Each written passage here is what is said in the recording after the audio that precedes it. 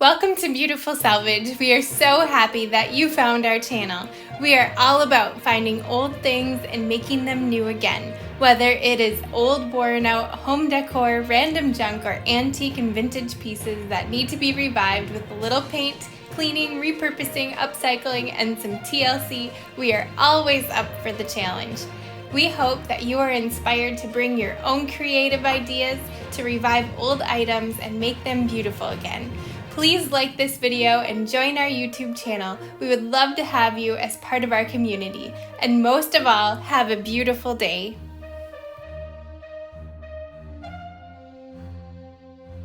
Hello, welcome to Beautiful Salvage. Today I have a handful of projects that I'm hoping to get done. It's about halfway through the day today, so we'll see how far I get, but I thought I would take you along and show you my creative process with some of these things. First of all, we have some glass milk jugs that were given to me, and a lot of this stuff actually, all of it, except the mirrors behind me, you'll see that, were given to me. So I get a lot of people just handing their junk over, say, hey, can you create from this? Can you redo these things? I'm just getting rid of them, and so that's always really fun. But anyways, I have these milk jugs, and I thought these would be really cool painted white, and then maybe stamp some crockery stamps on there from IOD, and so you'll get to see that. And I have a frame here. It's just a wall decor frame. It's an art, and I love the white on it. I love the patina. It just needs to be scrubbed up, and I thought maybe a wreath on there would look really pretty, and so I'm not going to do much to that. It needs to be glued back together a little bit right here, but so that's a really simple project for the day. I also have a basket that was given to me. It opens up, let's see, like that, and I thought this would be really pretty with some florals coming out and maybe a cloth label with, I'm not sure what on it, and then I always love it when baskets are hanging from a wall or from hooks. So maybe some sort of strap that would make this basket hang from a hook so that you can hang it and display some florals. So we have a Christmas sleigh.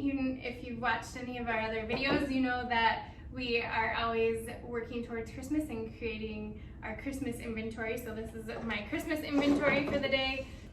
It's a collapsible sleigh. It had broken apart, I glued it back together already. And it's just grimy and dirty, so I'm just going to paint it. I have also this table here. It's like a little nightstand table. It's probably only like 18 inches high. And this would be great for a display piece in the boutique. If you've watched us before, you know that we have Beautiful Salvage Boutique, and that was in Baxter, Minnesota, where we sell all of our creative items and found items out of there. But we are currently closed now because we are renovating a big building in Crosby, Minnesota. There's a playlist with a couple of videos regarding that if you want to check that out.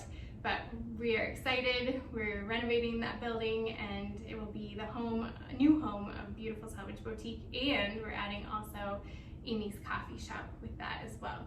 So anyways, we are in need of display items, so this would be a great piece to put on a table to stack. We like to stack display pieces together and create vignettes out of all of our items. We also have this nightstand, or it's like a telephone stand. You would put your telephone back in the day on this stand.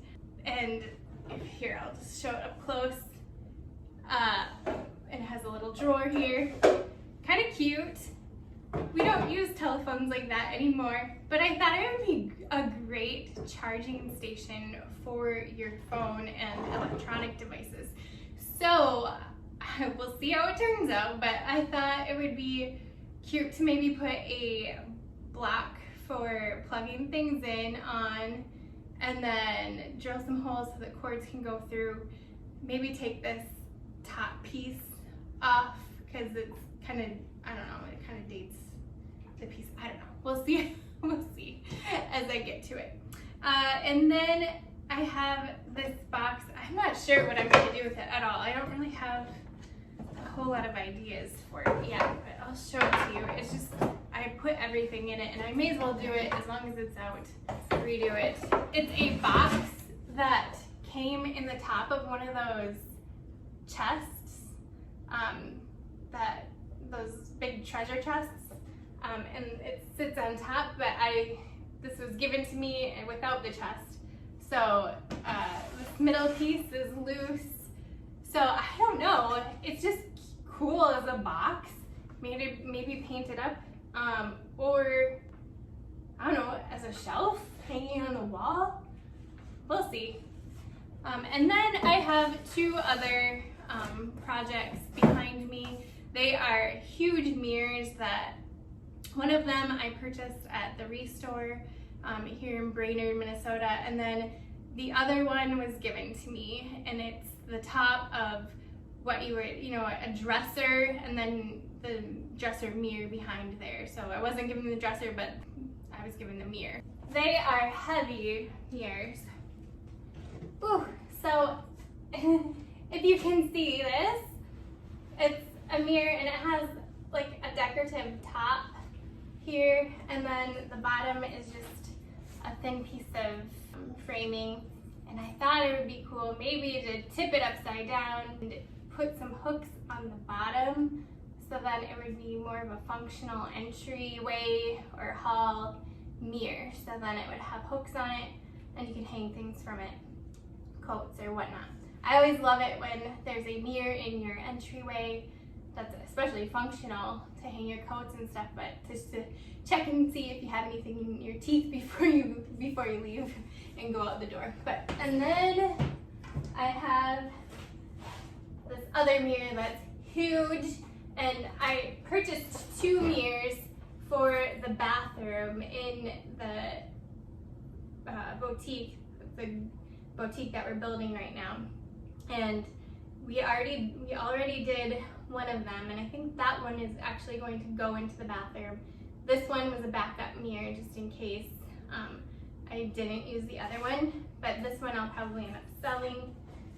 It's huge, and ooh, if I can even lift it. Okay, so if you see that, they're both of these mirrors are really heavy, but it has this cool decorative top to it, and it's like done in a painted gold. And I'd like to still keep some gold on it, so I might use some rub and buff on it, but I think it needs to be painted. So once again, we'll just see as I progress what colors things will end up being. But that's what I have for today. So stick around and I'll show you how things progress and how I redo them. I did not want the side rails on the telephone table to stay on the piece, so using a small screwdriver, I unscrewed the screws holding them in place. It is sometimes interesting taking things apart and realizing how they are held together. These screws actually went through the entire dowel and were way longer than I thought they would be. These dowels were saved for another project. They would make cute little legs for a tray, or even could be turned into Christmas ornaments. I sanded the piece and prepped it for paint. I decided to prep all of the pieces at the same time, like an assembly line, so I could get more done in the time frame I had. Moving on to the mirror, everything seemed like it was going smoothly until I took the mirror out of the frame. There must have been a little chip in the corner of the mirror. I didn't realize this, and it was really disappointing. After examining the frame, I realized it must have been dropped at one point because it was cracked. This is an example of turning lemons into lemonade, I guess. I am not superstitious, but if I were, this might mean 7 years of bad luck. The decorative part of the mirror was still able to be turned into a wall edge with some hooks. I cut the bottom part off the frame with my skill saw and sanded it alongside the other items and prepped them for paint. After quick contemplation, I decided to leave the other huge mirror as it is. If it doesn't sell, I may end up painting it another day. The holes from the dowels in the little telephone table got filled in with all-purpose putty Bondo. I use this product a lot because it dries quickly and has a nice hard finish. It comes with a base product and a little tube of activator. You mix the two together and there's some sort of chemical reaction causing the product to bond and harden. I filled in the crack on the frame, and then I also filled in the little holes from where the dowels were on the telephone table. I didn't fill the back 3 holes on the telephone table and instead made them wider using big drill bits. I can now use these holes in the table to run charger cords through.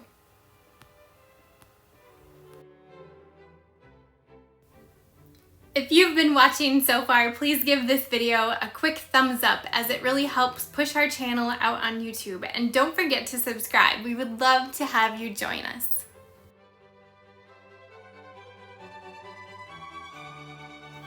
I sanded the places where I applied the Bondo, washed all of the items down, and then it was time to paint.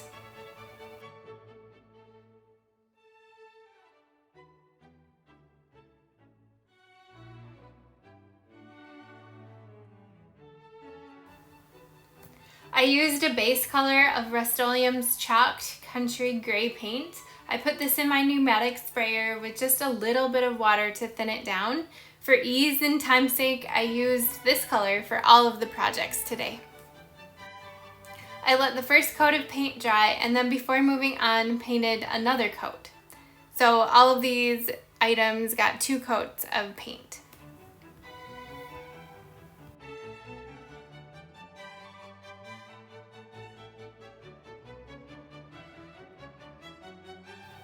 I wanted the wall ledge to have some texture, and I used my method of creating a salt wash finish, which is 1 part Durham's rock hard water putty, 1 part paint, and 1 part coarse salt. I mix this together and do add a little bit of water depending on how much texture I want. It ends up forming a really thick cake batter consistency.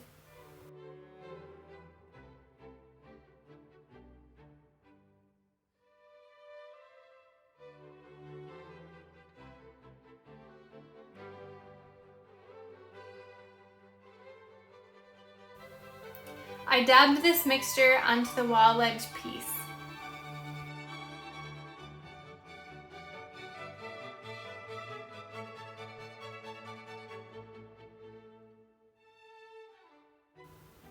While this piece was drying, I worked on the top of the little display table. I decided to paint the top with a white milk paint. The base of the table was painted previously with the other items in the color country gray.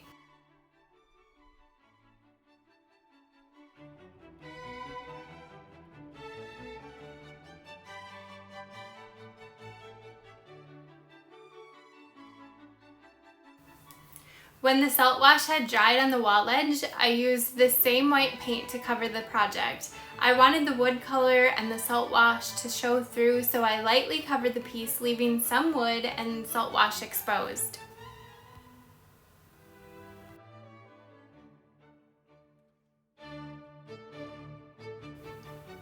To attach the nails, I pre-drilled where each nail would go. Unfortunately, I forgot that the wood was a bit thinner because it had the groove where the mirror had sat.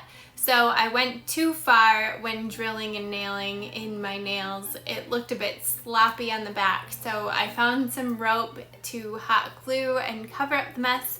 I don't usually like it when the back of pieces are messy, even if they aren't exposed. So I try to keep the back of my pieces tidy when I can. I also attached a couple of D-hooks so someone can easily hang the piece up. I usually buy a big package of D-hooks and picture frame hooks from Amazon, and I have those on hand for whenever I need them.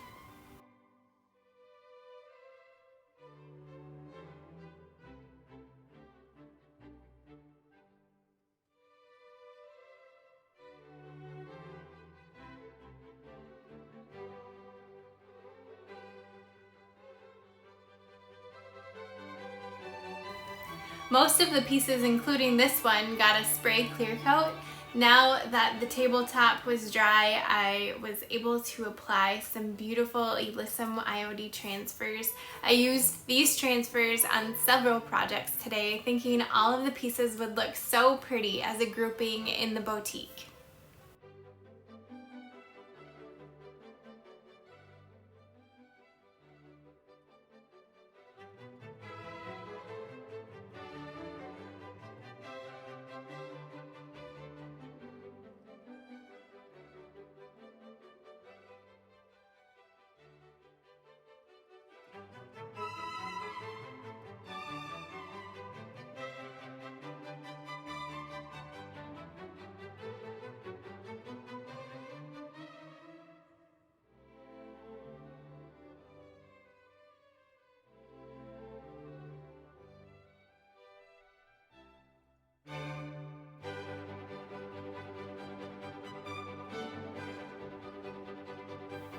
Before applying the transfer though, I first stamped IOD's Kindest Regards stamp on the tabletop, just to add another element and add more layers to the piece.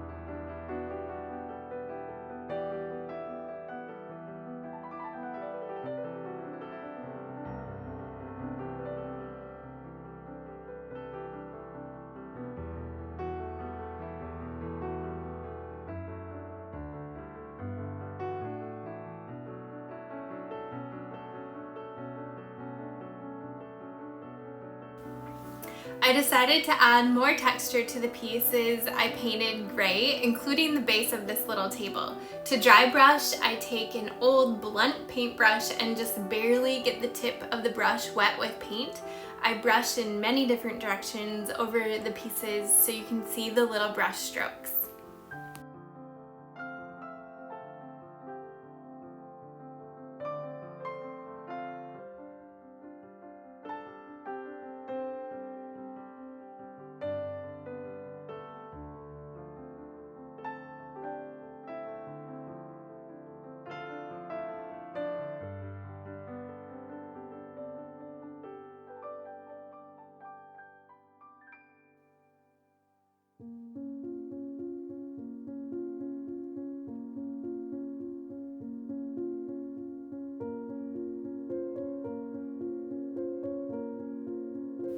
I attached the base to the tabletop, lightly distressed the top of the table, and later used a spray clear coat to seal it.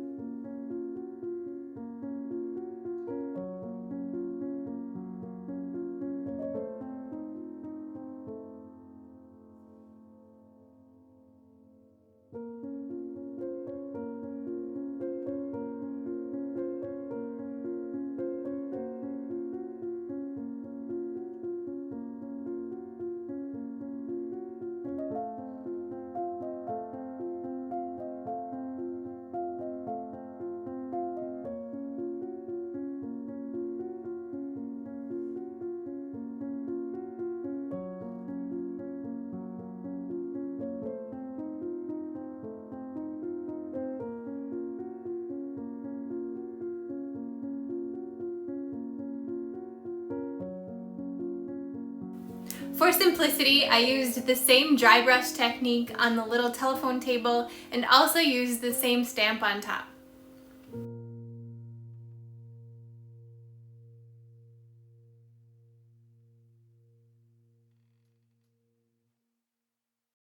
When all of the projects were finished and ready to be clear coated, I just lined them all up and sprayed them at the same time.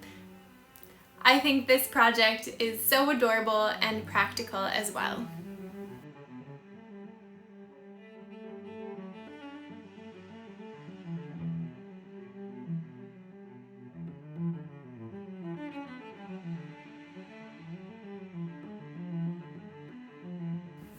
This basket project is one of my favorite projects from today. I wanted it to look a bit aged, so I sanded the basket down so it could soak in some dark wax.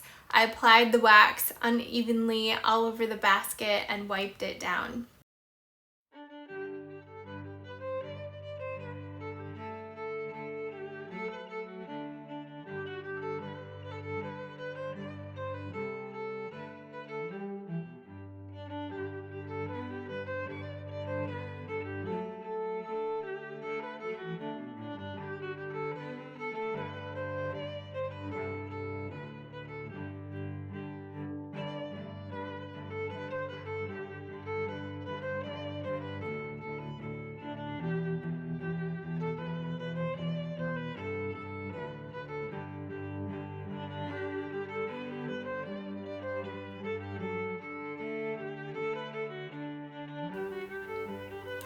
I collect old leather belts for projects like this and found the perfect one to strap onto the basket handles. This belt had a snap on one end and I used the little bolt and nut to attach the belt together on the other side. To blend the new bolt in, I just put a little dab of brown paint on it. Next, I cut some scrap drop cloth out. I printed out an image from the Graphics Fairy website and I printed it onto iron-on paper and I ironed the image onto the drop cloth. I didn't follow the instructions very closely and I think I ironed just a little too long. It was difficult to peel off the top layer of the transfer paper and there were bits of paper residue left on the image. I tried dampening the leftover paper residue to peel it off the image, which actually made getting it off a little bit easier. I then attached the cloth to the basket using a large needle and string. I did end up securing the fabric to the basket with a dab of hot glue so it wouldn't sag. I will show you how I staged this in my home. It looks so beautiful hanging in my entryway.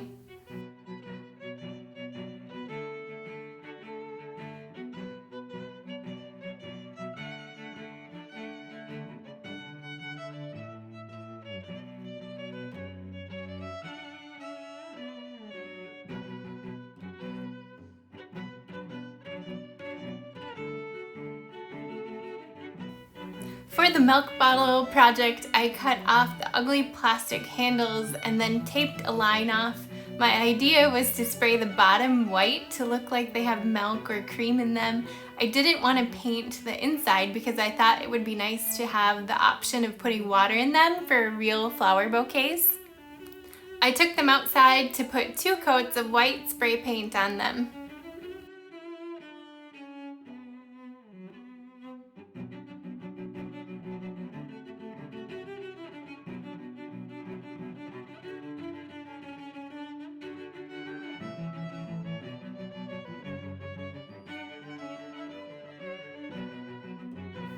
Once the bottles were dry, I used one of IOD's crockery stamps.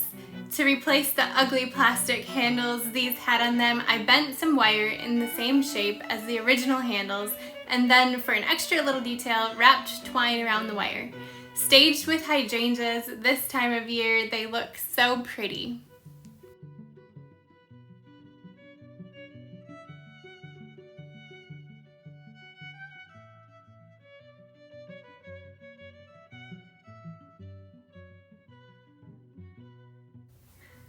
For the upcycle on the arched window frame, I found some old rusty hinges. I screwed these on with leftover old screws. I always hang on to my rusty old screws that are left over from various projects, so I can use them in projects just like this one. After the hinges were attached, I added a couple of U-nails in the middle of the frame. I then put a sprig of greenery through the U-nails. I thought this looked super adorable and maybe even better than my original idea of a wreath. I will show you what it looks like at the end of the video. I decided to use the trunk box as an under the bed storage container, or in my home it also works great underneath our entryway settee.